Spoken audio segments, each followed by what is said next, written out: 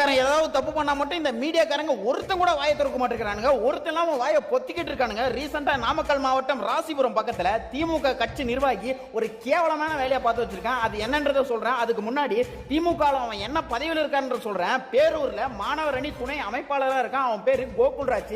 இந்த நாய் என்ன தெரியுமா பண்ணிருக்கு? ஒரு 5-6 பேர் கூட சேர்ந்துக்கிட்டு போதை பொருள், போதை மாத்திரை, போதை ஊசி, கஞ்சா இந்த மாதிரி பொருள் எல்லாம் வித்திருக்கான். காவல்துறைக்கு தெரிஞ்சு உடனடியாக நடவடிக்கை எடுத்து கைது பண்ணிட்டாங்க.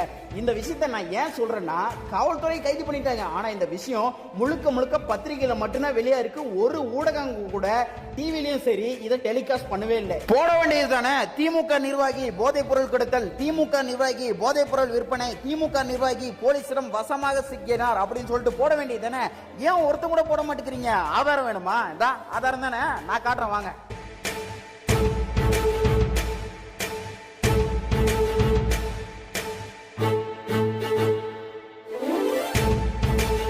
நான் மக்கள்கிட்ட பொதுவான ஒரு கேள்வி கேட்கிறேன். இதே விஷயம் தமிழக வெற்றி கழகத்தை சார்ந்தவங்க இந்த மாதிரி பண்ண மாட்டாங்க. ஒரு வேலை பண்ணிருந்தா இந்த மீடியாக்காரங்க என்ன வேலையை பார்த்திருப்பாங்க? நீங்களே சொல்லுங்க. சாதாரண தளபதி விஜய் அவர்களை பார்க்கணும்னு சொல்லிட்டு தொண்டர்கள் மரத்த மேலே ஏறி பார்த்தாவே அதை எப்படியெல்லாம் கேவலப்படுத்தி அசிங்கப்படுத்தி பிம்பப்படுத்தி காட்டுவான்னு சொல்லிட்டு மக்களுக்கு நான் சொல்லி தெரிய வேணாம். அந்த அளவுக்கு வன்மத்தில் இருக்கானுங்க. நான் சொல்லக்கூடாது, அந்த அளவுக்கு இருக்கானுங்க. ஆனா ஏன் இவ்வளவு பெரிய விஷயத்த போட மறுக்கிறானுங்க? இவ்வளவு ஆதாரம் இருக்குல்ல, ஏன்பா போடுற? பத்திரிகையில் மட்டும் ஏன்பா போடுறீங்க? ஏன் டெலிகாஸ்ட் பண்ண வேண்டியதானே? பண்ண மாட்டானுங்க.